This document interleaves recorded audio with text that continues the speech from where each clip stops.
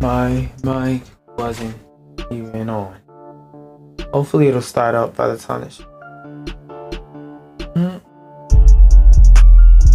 Okay, so that'll open up eventually. Open up this. Later on when I hop on TikTok.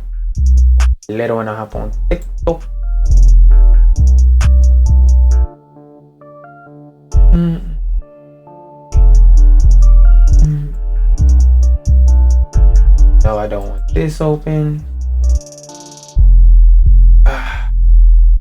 Yes, go ahead and end the process, gang. Shit looks sloppy sideways.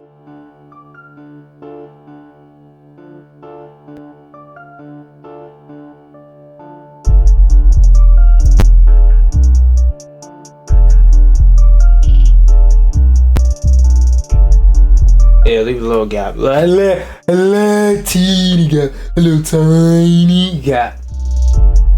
I'm waiting for this instrumental finish. Where's my water? Did I bring my water in here?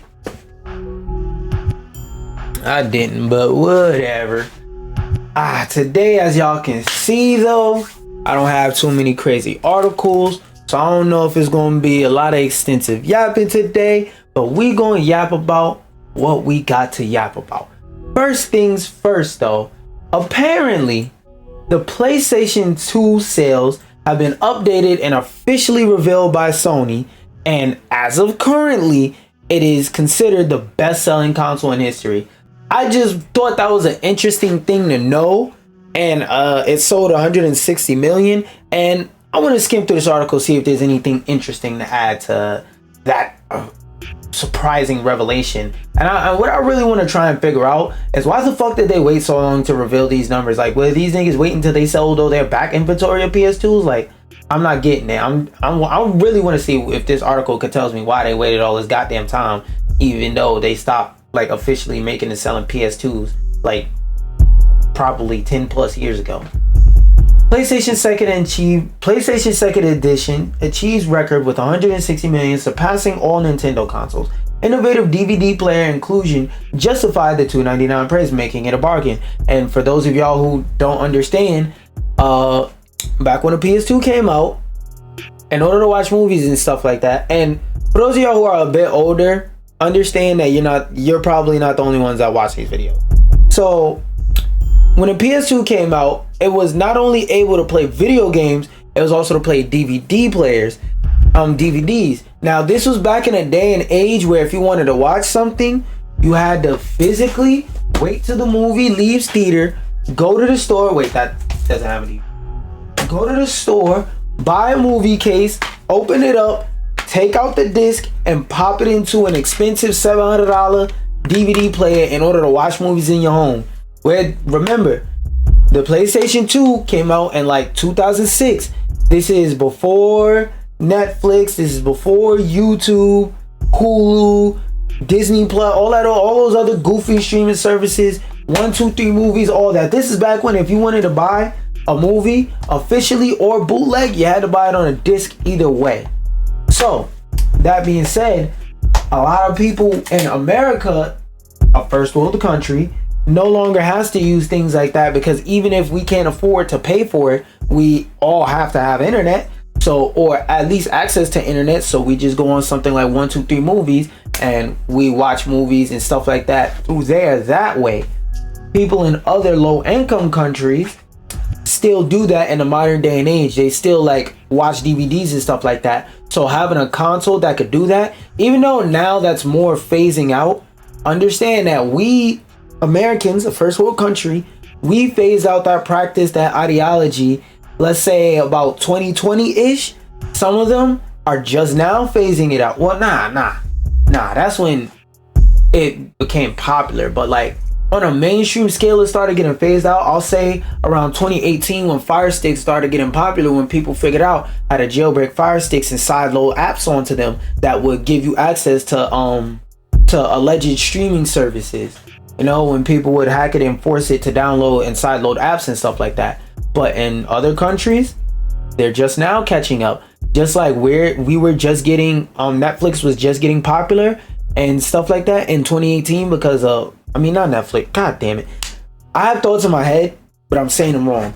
So just like jailbreaking Fire Sticks was getting popular in America and was encouraging more people to switch over to doing things digitally in about 2018, same thing with them. They're getting like converted and switched over to digitally. So they were buying older consoles and stuff like that and playing older games because it was 100 times cheaper and it still played DVDs. Now, I'm not saying that none of them have internet in like lower income countries. What I am saying is that their internet is not as good. Cause like for me to test my internet right now, I'm getting at minimum on a bad day, I'm getting 10 up, 10 down. And just to show y'all real quick while I talk. On a bad day, I'm getting 10 up, 10 down. Really, I'm supposed to get 200 at minimum, 200 up, 200 down. But because, you know, company throttling, sometimes people are doing more intensive things on the internet, like me right now streaming, it goes up and down a little bit. But 100 up, 100 down, minimum, that's still pretty good while I'm streaming in 1080 30. I was about to say 1080 60, but I've been stopped doing it streaming in 1080 60. Nobody gives a fuck.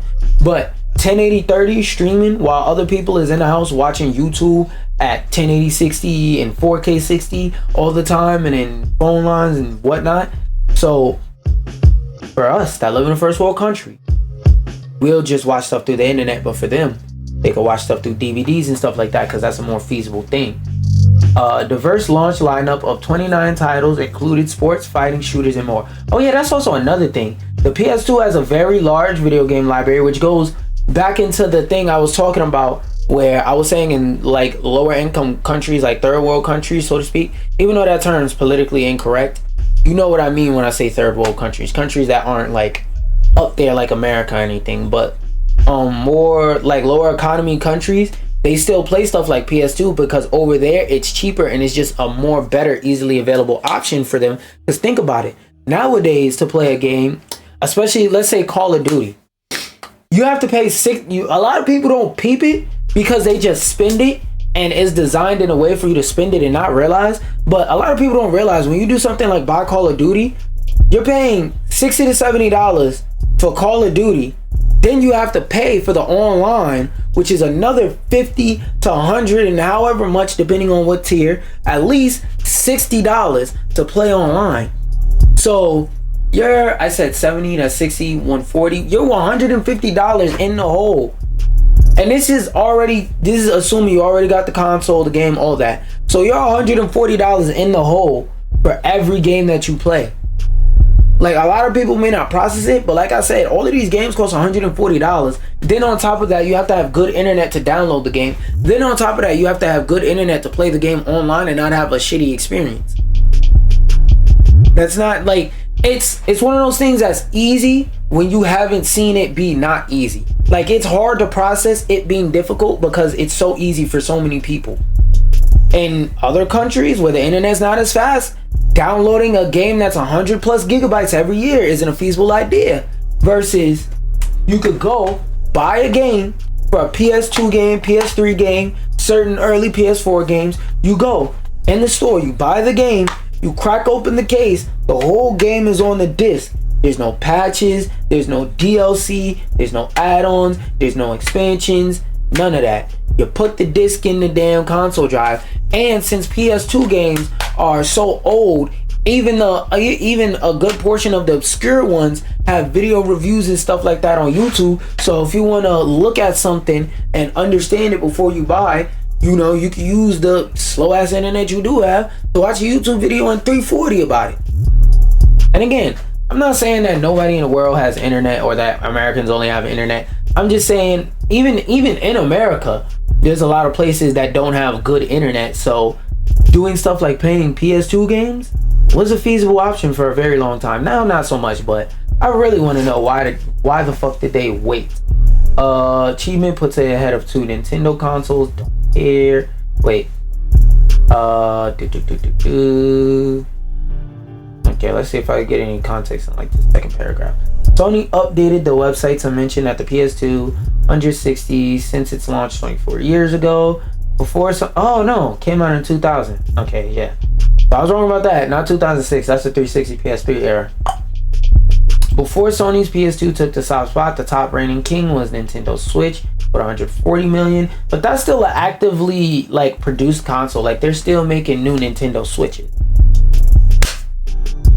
So in case you're not understanding, have more than enough time to be able to catch up, even with the Nintendo Switch successor coming out. Excuse me, because even if the Nintendo Switch successor comes out for a little while afterwards, they're still going to be producing Nintendo Switches and selling off the rest of their stock.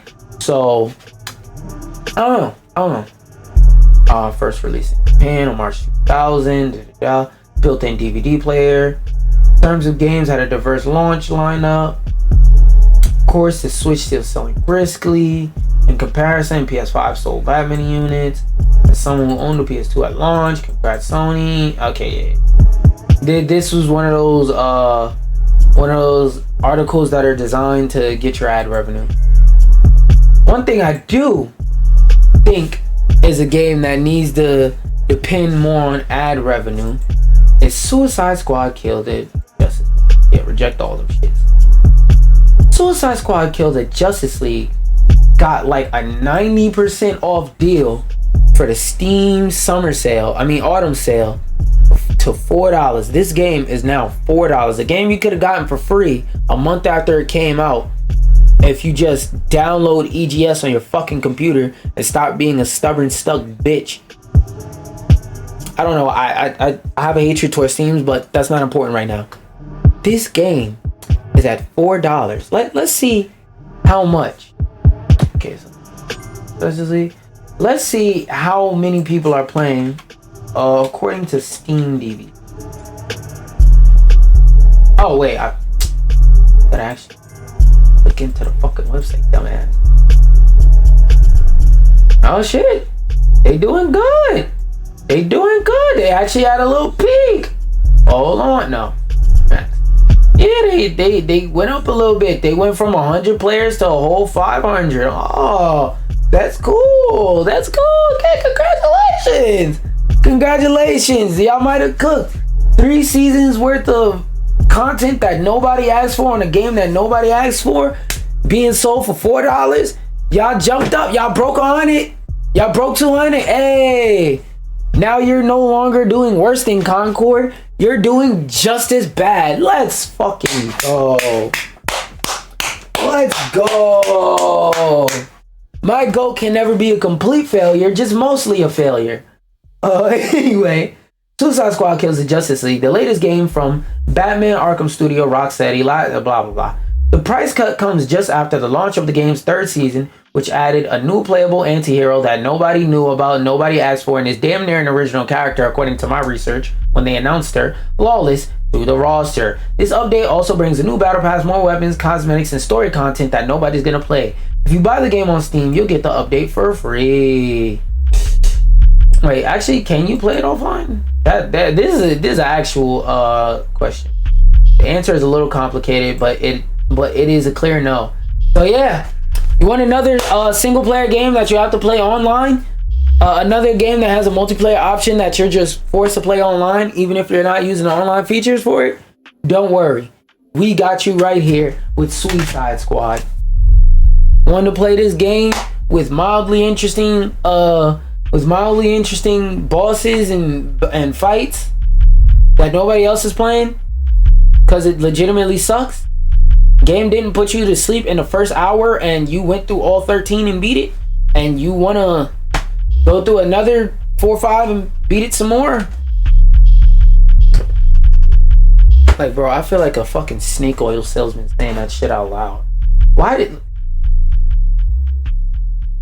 I swear to God, bro, there's only one way that game could get turned around, and that's if they make a part 2 that is so drastically different and is so drastically amazing compared to the original that everybody forgets that this shit even dropped and be like, hey, the first game was ass but the second game wasn't. But I don't think that's gonna happen, because this is crazy, because like this is one of the nastiest cases of sunken cost fallacy I've ever seen in my life, because at this point that's the only thing it could be. Like WB, Like, all these companies see how much money a game like Fortnite makes, and they're really scraping and scrambling to make a successful live service game. And they've already spent so much money making this game and putting it out there. They're really scratching and scraping and scrambling to try and get money back from this game, because maybe they're hoping that in 2-3 years that a bunch of random ass video essays are gonna come out.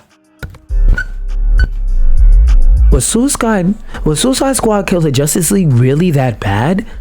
Yes, nigga, it was and is. It is that bad. Shit was ass. I tried to play it. With a clear and open mind, and I was like. But speaking of a live service game that we actually want to play, let's talk about how Call of Duty 6 has an update that's live right now. Which actually I needed to. Where's my controller? Because I legit should turn on my game station and update it while I'm talking, because I'm about to play it in a little while. But this one I'm not sure if I'll read too much into the article. I really just want to know about these changes. Stakeout 24/7 and prop hunt playlists have been added. What the fuck? What is prop hunt in Call of Duty context? Like, is it literally just prop hunt? Home screen. And Black Ops 6 ahead of the Season 1 Reloaded update. Check for update. Okay, so it says I'm good. Oh, the finals had an update. That's something I need to check out. Turn off PS5. There we go. Players can now earn double XP. Season 1 Reloaded update will introduce new multiplayer maps and the zombies content on December 5th. It is 11/27. I don't give a fuck about what they doing on December 5th. The zombie kids. I was playing that. Actually, matter of fact, let me put this picture back on screen, because I was playing Call of Duty Zombies this morning, right? And like, keep in mind that the last Call of Duty Zombies I played was what's the one, the noir one,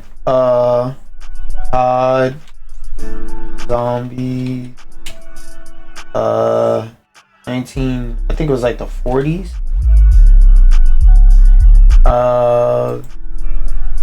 I put 1040.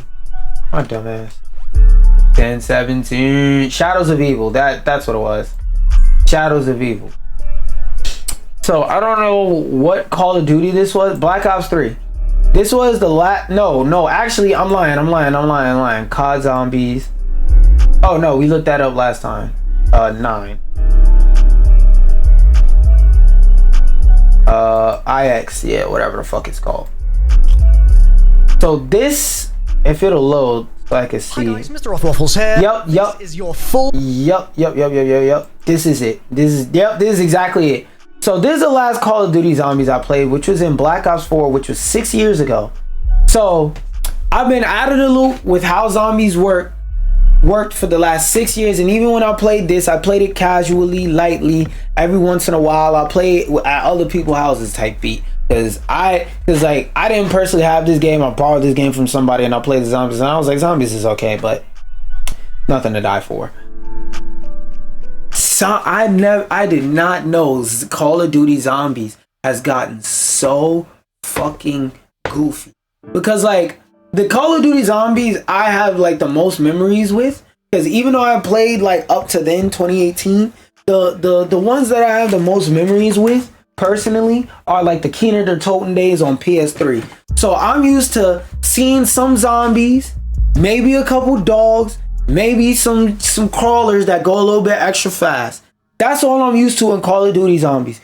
Yo, when I found out, like at first I was enjoying zombies. I played that bullshit stupid ass map Liberty Falls. I was like, okay, let me get to see the map. Let me go around the map. Let me learn about this map and see if this map is fire, learn it out, play it and stuff like that. The more I progressed around the map, the more I started to not like the map. Like, first off, you can't even build anymore. On the Coliseum map, not being able to build made sense, because like you're in an arena and they want to see you fight. Why would you put up barricades and you're supposed to just fight it out? So for a map with context like that, it makes sense. But for like the hotel map and stuff like that, like not being able to build stuff, and then all of the joints just having, what you call it, barbed wire over it, like that shit was trash. I was like, so how do I build up points? Only way I could build up points is by killing zombies? Like, that used to be my favorite way to point farm. Like, build up a door, let them tear it down, go kill the zombies at another door, and then just do that until I get the zombies at a higher level and I start hoarding them and hurting them. Because that's what I like to do in like all Call of Duty zombies, like Toten and all of that. I like to hoard zombies. And even in this, I didn't do none of the, even in Toten, I didn't do none of the Easter eggs, all that shit. I just wanted to kill zombies to see how long I could last, right? So, that being said, I don't mind a couple specialty zombies, but that fucking mangler that comes out of nowhere with the Call of Duty, that Call of Duty zombie that comes out of nowhere with the damn Mega Man blaster cannon on his arm, that shoots that big ass orange Tron ring at your forehead that just doesn't miss, that shit is goofy, bro. That like as I was playing it, I wish I was streaming, bro. As I was playing it at like 4 in the morning. I was like, yo, this shit is incredibly goofy. What do you mean? What do you mean in a Call of Duty Zombies mode, we get this big ass tank fucking Resident Evil Revelations tortured soul monster that comes out of nowhere and just shoots at you with this big ass ring, and the zombies become dumb strong, like that shit just felt goofy to me. And then like for some reason when you use fists, you don't insta kill the zombies properly all the time. Sometimes you can hit them wrong and not do full damage and get the insta kill. Like that shit was just pissing me off. Everything about zombies this year was making me more and more mad. That shit is dead dumb. And then like they started adding Warzone elements into it, like with the pads and all of that. So now you gotta save up money to buy equipment and refill your pads so that you can live longer. Then you gotta upgrade your health. And then gobble gums was a cool idea, but now I gotta upgrade my gobble gums and I gotta upgrade my juggernaut. It's like, bro, I'm unk, bro. I accept that. I'm unk. Because when I was playing, I was like, yo, this shit is annoying. Why? And then I thought, you know what? Maybe I was bugging. I look in the settings and I asked the people I was playing with, I was like, yo, is there a setting to cut all the goofy shit off? They was like, nah, you just gotta hold the L, you just gotta play with it. So I'm like, they added all this goofy shit, but couldn't add a button that cuts all the goofy shit off if I want to play the game a little bit differently?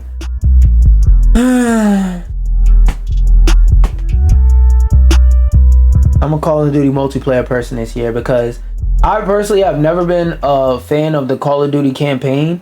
And it's not even like a hate thing, like I hate the Call of Duty campaigns or anything. I've just never been a big fan. Like, yeah, I've played I know about No Russian from experience from playing the game. I remember in one of the Modern Warfares where if you go into the museum and you shoot one of the statues, all the statues come to life, get up and start shooting at you. Like, I know about stuff like that from when I was jittery.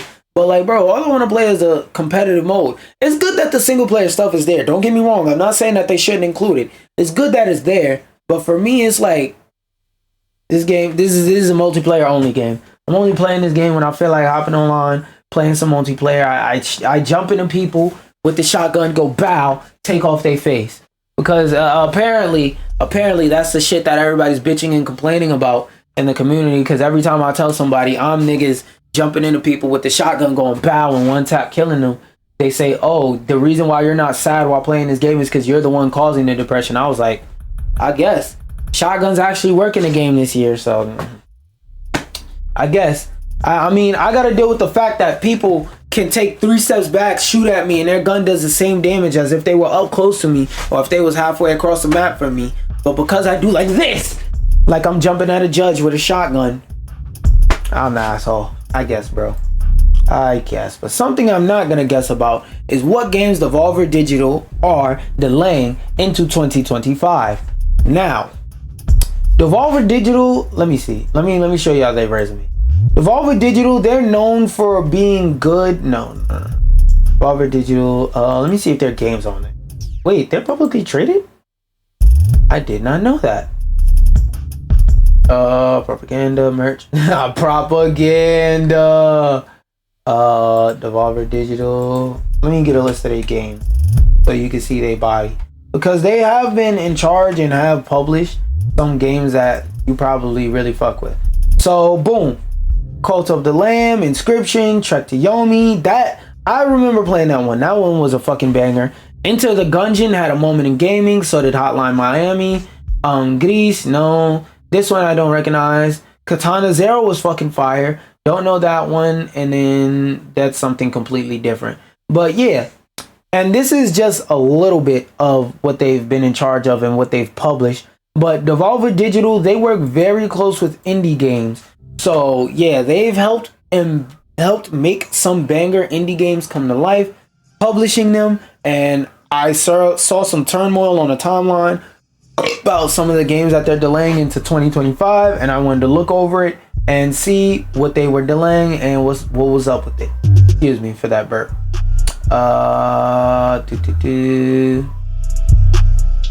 First up is Baby Steps, created by Bennett Fodder. Yeah, fuck all his games. And delays keep coming. Sam Ing striking demon skateboard skates story. What is that? I got a trailer. Yeah, let's watch it. The fuck is this? Not what I asked for.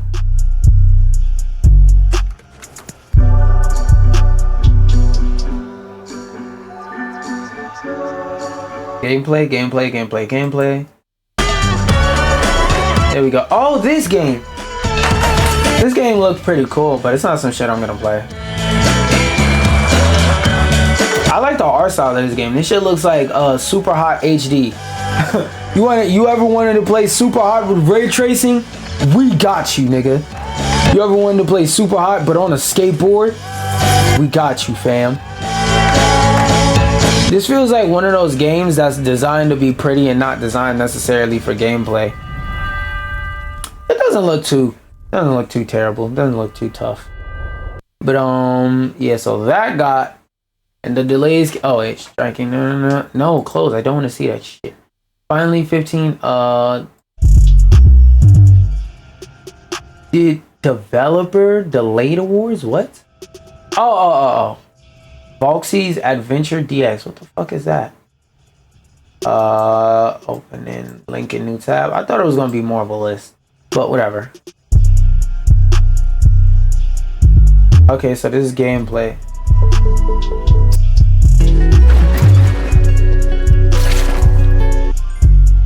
Is this one of those? Man, I've played this shit before. It's called Don't Starve. Don't Starve with a fucking Don't Starve featuring 6ix9ine. That shit on my face. I don't know why. Inscription. What the fuck? Whatever. It was accepted by Inscription alongside everything. Now definitely not launching this year. Devolver took a paid tribute that did manage to squeak by in the world. All these and more. Blah blah blah. Okay, I thought it was gonna be some shit I actually cared about, but not. One thing I do care about is being able to rub it Elden Ring fan base face. Now, I am gonna be fair for a second and mention that Sparking Zero was bound to sell more than something like Elden Ring and Dark Souls 3, even though it's been like 2-3 years since Elden Ring has came out, and even more since Dark Souls has came out, versus Dragon Ball that came out either last month or the month before last and was also a fighting game. The reason why Sparking Zero outsold both these games is not only because it's a continuation in a franchise that was very beloved, missed, and had a very strong cult fan base following. It also has Dragon Ball in the title. So, for those of y'all who may not realize it, Dragon Ball is one of those franchises that is genuinely marketable to everybody. Like, nigga, your granny likes Dragon Ball, just like your mommy likes Dragon Ball, just like your aunts and uncles love Dragon Ball, just like your ghetto ass, gangbanging ass cousin loves Dragon Ball, just like you love Dragon Ball. Dragon Ball is one of those few things that genuinely everybody likes, everybody loves, everybody fucks with. It is genuinely one of those things like that. So it makes sense that it outsold Elden Ring and Dark Souls, things that are in more hardcore, how do I put it? Okay, those are more hardcore games. Those are more games that if you're a hardcore gamer, you play. Those aren't things that like anybody can pick up a controller and play. necessarily, because they're specifically designed for people who are longtime hardcore veterans of games and gaming, right? But I don't care about none of that, bro. I just want to say, your bitch ass Elden Ring couldn't even sell a Dragon Ball game. A game made about a silly cartoon that's broken as fuck. Everybody wanna teleport and fucking infinite sway. 42 weave. Niggas is Ron Suno weaving 300 times in a second. Niggas would rather play that than that piece of shit Elden Ring Dark Souls game. A video game about the silly little cartoon that only anime nerds that go to conventions with their underarms stinking like shit. They was the niggas in class that the teacher was like, if you want to answer a question, just put your hand on your desk or press that red button on your desk. Because if they would have raised their arm, everybody on that side of the classroom would have died. They raise their left arm, everybody on the left side of the classroom go.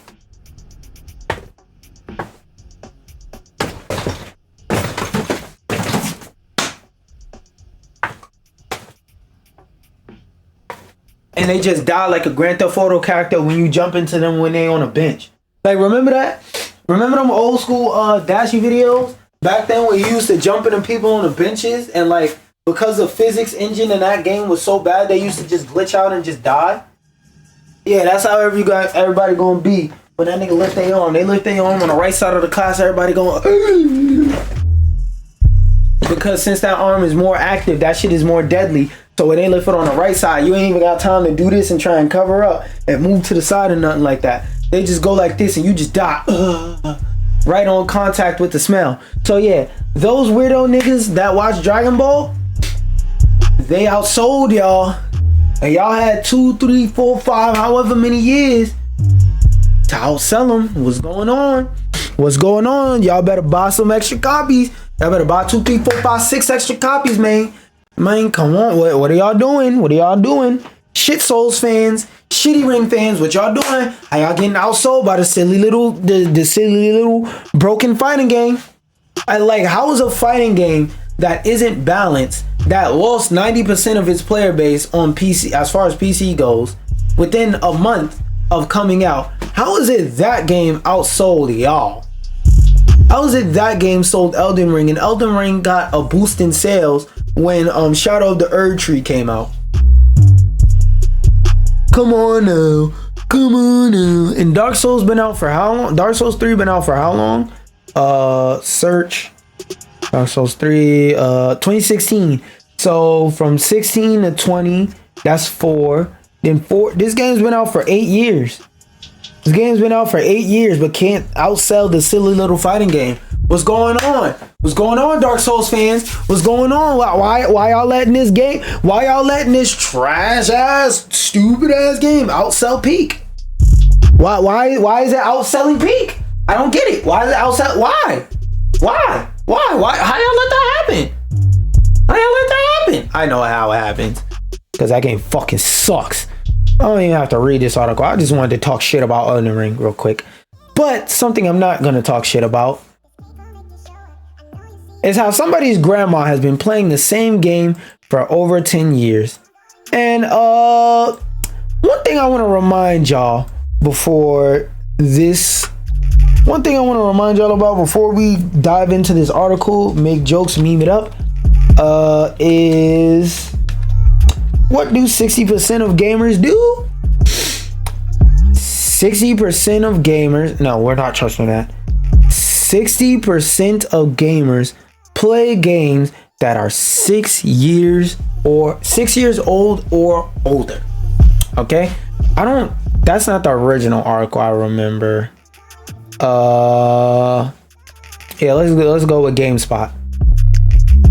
Let alone 60% of all playtime in 2023 was spent on live service games more than 6 years old. So basically what they're saying is they're talking about the FIFAs, the Maddens, the 2Ks, the Call of Duties, the Fortnites, the Robloxes of the gaming community.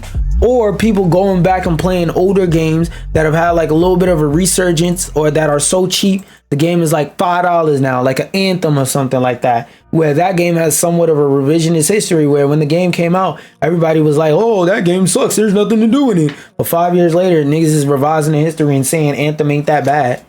It wasn't that bad in the first place. It was just a hate train behind it. But let's read on. A TikTok video of a gaming grandma playing Lego Indiana Jones for over a decade went viral. How? The gaming granny has earned over 1.2 billion Lego studs in the game so far. Lego Indiana Jones was first released in 2009 for PC, PS3, Xbox 360, and Wii. What platform is she playing on? What platform did she play Indiana Jones on? Lego Indiana Jones closely follows a Lego game formula that's already been well established. Yeah. Viral TikTok user amassed over 100,000 views, has been playing Lego Indiana Jones for over a decade.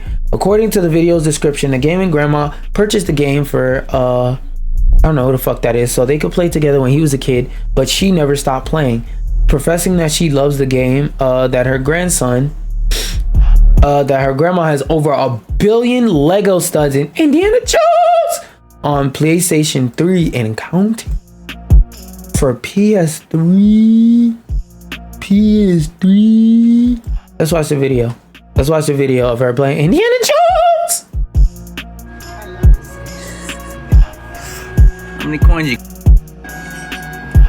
One. I'm not gonna lie.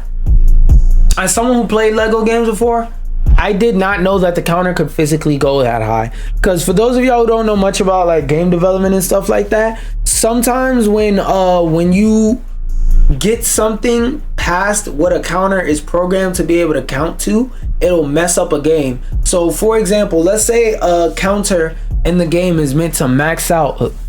A counter in a game is meant to max out at 1,000, and you get 1,001 items. What'll happen sometimes in games, or even like let's say Power World, where if you get anything and you get it past 999, whenever you use it, the game will properly count how much you have over 999. But once you hit item number 1000, it remembers how much, but the UI isn't designed or programmed to be able to go past 999.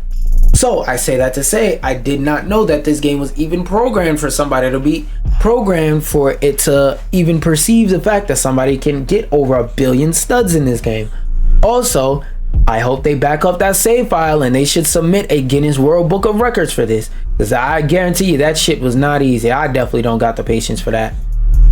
And I like Lego games, but I don't like them that damn much.